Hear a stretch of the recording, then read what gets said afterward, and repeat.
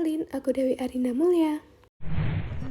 Pernah nggak sih kalian lagi mau beli gorengan, harga tiba-tiba naik? Misalnya bakwan yang biasanya 1.000 naik jadi 1.500. Aneh ya, bukannya pedagang berhenti jualan, malah mereka goreng lebih banyak biar cepet laku.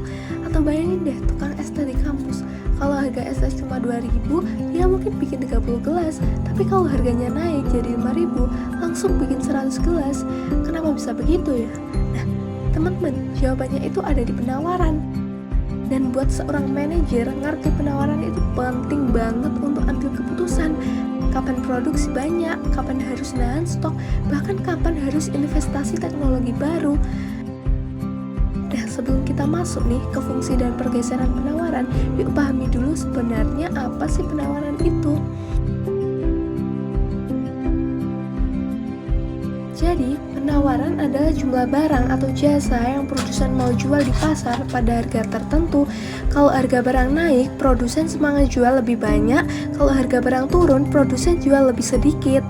Dari sisi manajerial, ini berarti seorang manajer harus paham dinamika harga di pasar. Kalau harga lagi tinggi, manajer bisa dorong produksi lebih banyak untuk memaksimalkan laba. Tapi kalau harga turun, manajer bisa cari strategi lain seperti efisiensi biaya.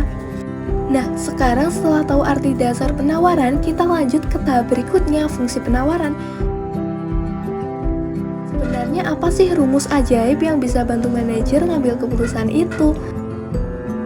Fungsi penawaran adalah rumus yang menjelaskan hubungan antara harga barang dengan harga barang yang ditawarkan, plus faktor lain seperti biaya, teknologi, ekspektasi, dan jumlah produksi.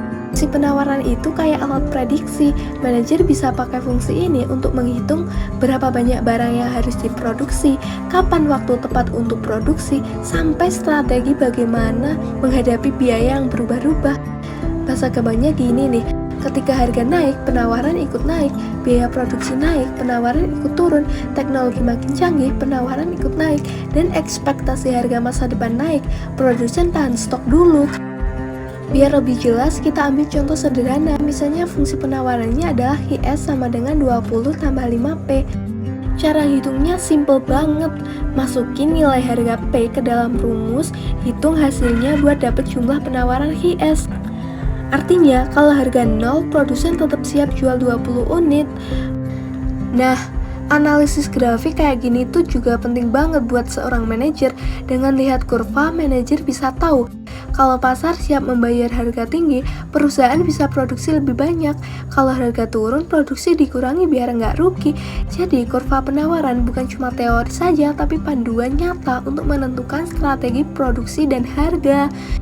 Setelah kita ngerti fungsi penawaran dan lihat contoh grafiknya, sekarang kita siap bahas yang lebih dinamis lagi, yaitu pergeseran penawaran. Perlu dibedakan ya, ada pergerakan sepanjang kurva penawaran karena harga berubah. Pergeseran ini sangat krusial. Kalau biaya naik, manajer itu harus segera memutuskan naikin harga jual, cari bahan baku alternatif, atau tekan biaya di bagian lain. Kalau ada teknologi baru, manajer harus nilai apakah investasi itu worth it untuk jangka panjang. Jadi kenapa semua ini penting? Karena manajer adalah pengambil keputusan. Dengan paham penawaran, manajer bisa menentukan strategi harga, mengatur volume produksi, mengendalikan biaya, dan membaca pergeseran pasar. Artinya, teori penawaran itu bukan cuma angka di grafik, tapi alat manajemen nyata buat bikin perusahaan tetap efisien, efektif, dan kompetitif. Nah, sekarang kalian udah ngerti kan apa itu penawaran, fungsi penawaran, pergeseran fungsi penawaran itu. Itu saja yang dapat aku sampaikan. See you next time, see you next video.